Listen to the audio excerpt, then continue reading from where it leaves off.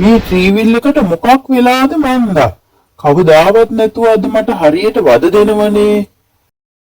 පේන්න තරම් ලෙඩක් තිබුණෙත් නෑ මොකක් වුණාද මන්දා? මේක ස්ටාර්ට් වෙන්නෙම නෑ නෝවේ. කරවලේ මොනා කරන්නද මන්දා? මේ අහල පහල ගියක් පේන තෙක් මානික නෑ. මොකක්ද ඒ සද්දයක් ඇහෙන්නේ පාරේ? ගිහින් බලන්න ඕනි. කවුරුත් ඉන්නවද ඔතන? කාට හරි කරදරයක්ද? ඇයි දරුවා අඬන්නේ? එළියට එන්න. ඔයාට මං උදව් කරන්නම්. කවුද ඔතන ඉන්නේ? කොහොමද? දුවම්මේ මෙන්න හොල්මනක් දුවපිය අයියෝ මෙන්න.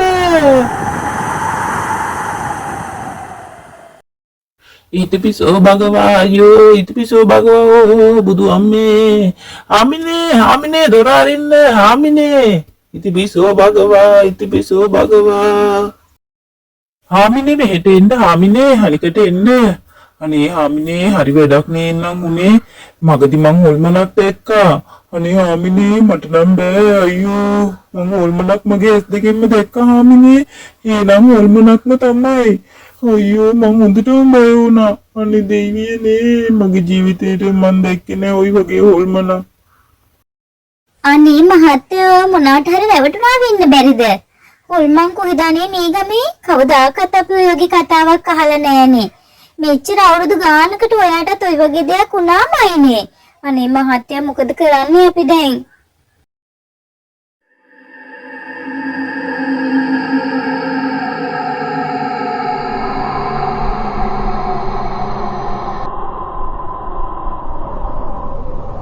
පලි ගන්නවා මේ මුළු ගමෙන්ම පලි ගන්නවා මට වෙච්ච අසාධාරණ සාධාරණයක් වෙනකම්ම මම හැමෝගෙම පලි ගන්නවා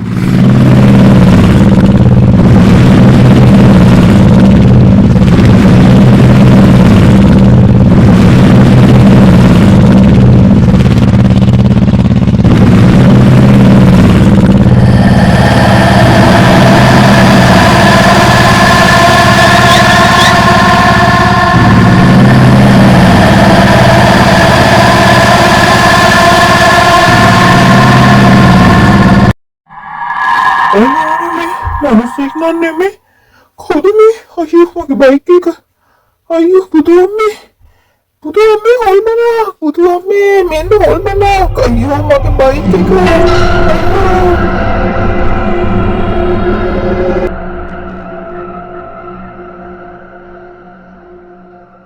බයික් එකක් දාලා පණ බේර ගන්න හිතාගෙන ඔහු ගෙදරටම දුවන්න පටන් ගත්තා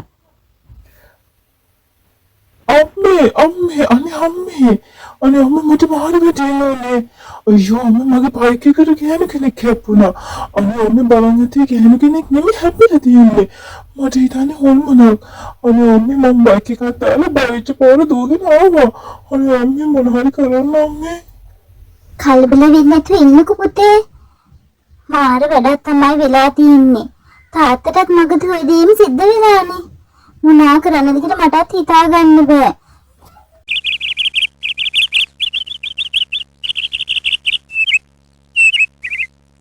බලන්නකො නංගී වෙච්ච දෙයක්. ඊරේ අපේ පුතයි මහත්තයයි දෙන්න මෙන්න වෙලාවේ හරි ජංජාලයක් නේ වෙලා තියෙන්නේ. කවුදෝ සුදු ඇඳ ගත්ත ගෑනු කෙනෙක් බයිසිකලයට පැනලා පුතාගේ. මහත්තයාත් හොඳටම බය වෙලානේ. අනේ මන්ද නංගී මේ වෙන දේවල් මට නම් හිතා ගන්න බෑ. අනේ අක්කි මටත් ඔය ආරංචිය ආව නොවේ. මේ ළඟදි සුමිනගේ පුතත් උතනින් එද්දි බය වෙලානේ. අනේ මොකක් හරි කරදරයක් වෙන්න කලින් අපි උක හොයලා බලන්න ඕනේ අක්කේ. නැත්තම් ගමේ කාට හරි ලොකු ප්‍රශ්නයක් වෙනවා. කවුද කියලා බලන්න ඕනේ උතන හොල්මන් කරන්නේ. අට කියලා කරන්න දෙයක් නැහැ. අපි බලමු මේකට මොකද්ද කරන්න පුළුවන් හොඳම දේ කියලා. අපි හැමෝම එතකම් පරිස්සමින් ඉමු. මොකක් හරි ප්‍රශ්නයක් තියෙනවා කියලා මට තේරෙනවා මෙතන. එහෙම කියලා බෑනි මුලා බෑනි මහත්තයෝ. මේකට මොකක් හරි විසඳුමක් තියෙන්න ඉපේ. අපි ගිහින් හොයලා බලන්න ඕනේ මේ ඇත්තටම හොල්මනක්ද ඉන්නේ නැත්නම් බොරුවක්ද කරන්නේ කියලා. මෙහෙම දෙයක් වෙලා කාට හරි කරදරයක් වුණොත් ඒ කතාවට මමත් එකඟයි. කාට හරි කරදරයක් වුණාට පස්සේ අපි මේව හොයලා බලලා වැඩක් නෑ නෝවේ. කවුද මේ දේ කරන්නේ කියලා අපි හොයා ගන්න ඕනේ. මේක ඇත්ත හොල්මනක්ද? එහෙම නැත්නම් කාගේ හරි රැවටිල්ලක්ද කියලා.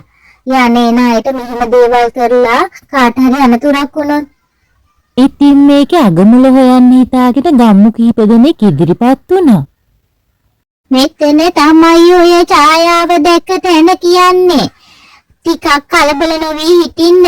අපි බලමු මොකද්ද වෙන්නේ කියලා. කවුරුත් දුවන්න කලබල කරන්න එපා. ඇත්ත හොල්මනක්ද මොකද්ද කියලා හරියට විස්තරේ දැනගන්නකම්. මොන දේ වුණත් බය වෙන්නේ නැතුව නිසල්මනේ ඉන්න. අවිතනේ කවුද මෙතන ඇවිල්ලා කෑ ගහන්නේ? මට බය නැතුව කවුද මං ඉන්න තැනටම ආවේ? කවුද කියනවල්ලා? මං හැමෝගෙම පලි ගන්නවා. කලබල වෙන්න එපා. අපිට ඕනවත් එක්ක කතා කරන්නයි. මොකද මේ තරහ ගිහිල්ලා. ඕම තරහ ගන්න මොකක් හරි හේතුවක් ඇතිනේ. කියන්න බලන්න මට හේතුව. අපි ආවේ ඔයයිට උදව් කරන්න. බලමු අපිට උදව් කරන්න පුළුවන්ද කියලා. බය වෙන්න එපා. ඇයි මට උදව් කරන්නේ? මට උදව් කරන්න නෑ කවුරුත්. මගේ ප්‍රශ්නේ මං කියන්නේ කාටවත්. මං හැමෝගෙම පලි ගන්නවා. කවුද උගොල්ලෝ? ඇයි මෙතනට ආවේ? මං ඔයාලා මරන්න කලින් මෙතනින් ගියොත් හොඳයි. ලෙබල වෙන්න එපා දරුවෝ. ඔයාට තියෙන ප්‍රශ්නේ කියන්න. අපි අහන් ඉන්න සූදානම්. ඔයාට වෙන කවුරුත් නැහැනේ දැන්. අපිවත් ඔයා ගැන අහනකොට ලොකු දෙයක් නෙවෙයිද? සංසුන් වෙන්න ළමයෝ. ඔයාලා හොඳ ඇති. ඒත් මට වෙච්ච දේ දන්නේ මං විතරයි. ඔයාලට තේරෙන්නේ නැහැ මගේ දුක. කියන්නම්. ඔයාලා අහගෙන ඉන්නව නම් අහගෙන ඉන්න. මට වෙච්ච දේ මං මුලින්ම කියන්නම්. අම්මේ මං අහිංසව කසාද බැන්දා. මං දන්නේ ඔයා මේ සම්බන්ධයට කැමති නෑ කියලා. ඒත් දැන් ඔයාට මේකට කැමති වෙන්නම වෙනවනේ. අද ඉඳන් අහිංස අපේ ගෙදර තමයි ඉන්නේ. අනේ මං හිතුව ඔහොම දෙයක් කරගනී කියලා. ඔය කරගෙන තියෙන්නේ මං කියන දෙයට වඩා ඉහළින් යනවනම් ඕන කුදයක් ගහගත්ත දෙන්. අදින් පස්සේ මේ අම්ම නෑ බොල කිසිම ප්‍රශ්නයකට. අන්න ඒක මතක තියාගනි. අනේ අම්මේ එහෙම කියන්න එපා අම්මේ. මං පොරොන්දු වෙනවා. මම මේ ගෙදර හොඳට ජීවත් වෙන්න. ඔයාලට කවුරුයක් වෙන්නේ නැති වෙන්න ජීවත් වෙන්නම් අම්මේ.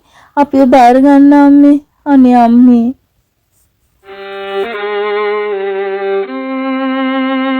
අහිංසා සිතුන්ව බැඳලා එයාලා ගෙදරට ආවට සිතුන්ගේ අම්මා නම් මේ දෙන්න කසාදේ ගැන බොහෝම අකමැත්තෙන් හිටියේ. නේ අනේ ගියක්වත් අතු ගා ගන්න දන්නවයි හරියට කොහෙද ඉතින් මේ වගේ සල්ලිකාර ගෙවල් වල ජීවත් වෙලා තියෙනවයි හිටියේ අර දුප්පත් පැලකනේ. අනේ ඉතින් වැඩක් වලක් දන්නවයි හරියට කරන්න. අහිංසා මොඩෙක් වගේ අඬන්න එපා. ඔයා දන්නවනේ අපේ අම්මගේ හැටි. දැන බොරුවට අඬන්න එපා ළමයෝ. මම කිව්වනේ මේට ආවනම් මේ දේවල් ඉවසන්න පුරුදු වෙන්න ඕනේ කියලා. අනේ මන්දා. ඔන්න ඔහොම කාලේ ගෙවුණා. අහිංසා අම්ම කෙනෙක් වෙන්න ආවා. අනේ නෝනහාමි හොඳට එළියට වෙලා ඉන්නවා. මම මෙතන කේ ඇතුලේ තියෙන වැඩ ඔක්කොම කරන්න ඕනේ. මම මේ ගෙදර වැඩකාරීද බොල? අනේ ගිහිල්ලා වැඩපොළ මොන හරි කරොත් හොඳයි. මාව තරහ උස්සන්න නැතුව. අනේ අම්මේ මගේ ඇඟට අමාරුවක් ආවා. දරුවෝ ලැබෙන්නත් දැන් ළඟයිනේ. ඒ නිසා වෙන්නේ නැති. මං වැඩ ගොඩක් කරලා ආවේ අම්මේ. මං ඉතුරු ටිකත් කරන්නම් තව ටිකකින් ගිහිල්ලා. අම්මා ඉන්නකෝ. එදා වේලවත් කන්න තිබුණේ උන්නේ. මෙතන ඇවිල්ලා සැප. අනේ අපේ කාටත් පිස්සු නෙමේ හිඟන පවුලකින් කසාදයක් බැඳගෙන බලමුකෝ මොකද වෙන්නේ කියලා. අයියෝ අනේ මට එහෙම කියන්න එපා.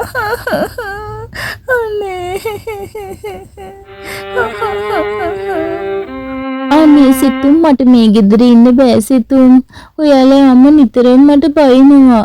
අනේ මට ගෙදර යන්න ඕනේ. අනේ සිතුම් මොන හරි කරන්න මේකට. ඔන්න ඉතින් ඇන්ටිලි පටන් ගත්තා. ඉවරයි.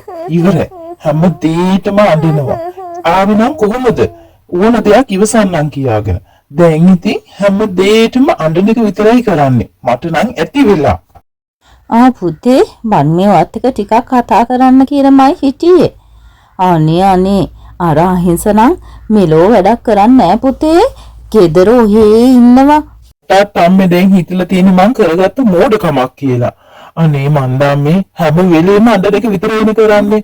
මට තේරෙන්නේ නැහැ මොනා කරන්නද කියලා. මට නම් දැන් ඇති වෙනවා තියෙන්නේ මේක. සිතුම් මට හරියට ගහන්න කරන්න පටන් ගත්තා. එයා අපේ පුංචි දරුවෝ ගැනවත් හිතුවේ නැහැ. හැම වෙලාවෙම අම්මගේ කීමට එයා මාත් එක්ක රණ්ඩු කරා. ඒ අම්මා නම් හරිම නපුරුයි. එයා හැම වෙලේම අපි දෙන්නට සතුටින් ඉන්න දුන්නේ නැහැ. අන්තිමට මගේ ජීවිතෙත් මට නැති වුණා. ඉතින් පුතේ කියන්න කොහොමද ඔයාගේ ජීවිතේ නැති වුනේ? ඔයා මොකද්ද කරගත්තේ? ඇයි මෙහෙම දෙයක් කරගත්තේ ළමෝ? අපරාධ ජීවිතේ. මොකද උනේ ඔයාට? කියන්න. මේක මං කරගත්ත දෙයක් නෙමෙයි. ඒගොල්ලෝ එකතු වෙලා මට කරපු දෙයක්. කවුද මේ කෑම හැදුවේ? කටේ තියන්න බෑ.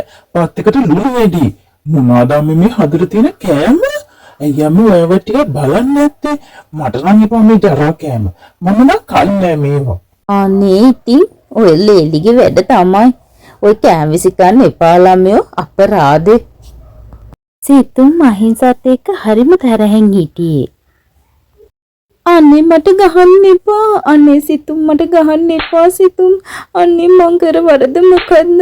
අයියෝ මට ගහන්න එපා. අනේ මට රිදෙනවා. අයියෝ සිතුම් මට ගහන්න එපා. අනේ මගේ ඔළුව. අයියෝ මගේ ඔළුව. අයියෝ. සිතුම් අහිංසට ගහපු පාරෙන් අහිංසව වැටුණා.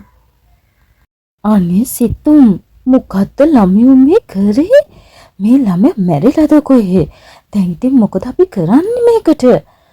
අයියෝ අපි මෙයාව හිමීට ගිහලා වලලමු. නැත්තම් ඔයාලට හිරේ යන්නත් වෙයි ළමයෝ. මොකද කරන්නේ? අහිංසා මැරුණා. සිතුම්ගේ අම්මා එකතු වෙලා කැලෑවට ගිහිල්ලා අහිංසව වලලන්න හැදුවා. සිතුම් ලොකු උදැල්ලක් අරගෙන කැලෑව මැද්දේ වලක් හරන්න පටන් ගත්තා.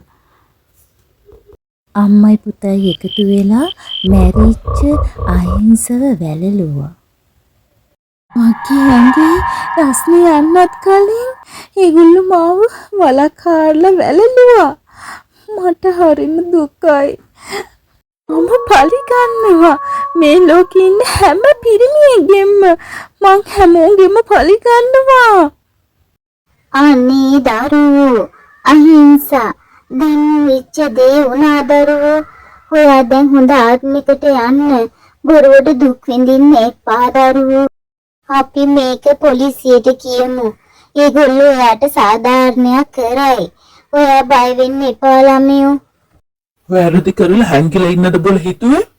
කවදාකවත් වැඩි කරලා හැංගිලා ඉන්න බෑ. ස්වභාව ධර්මයෙන් හරි ඒවලට දඬුවම් ලැබෙනවා. යමු හිරේට ගිහිල්ලා අම්මටයි පුතාටයි ඉතුරු හරිය කරගන්න පුළුවන්. උන් හිරේ ගියා. අහිංස එදායින් පස්සේ ගමේ කාටවත් කරදර කරේ නෑ. එයාගේ ආත්මය එතනින් මිදුණා.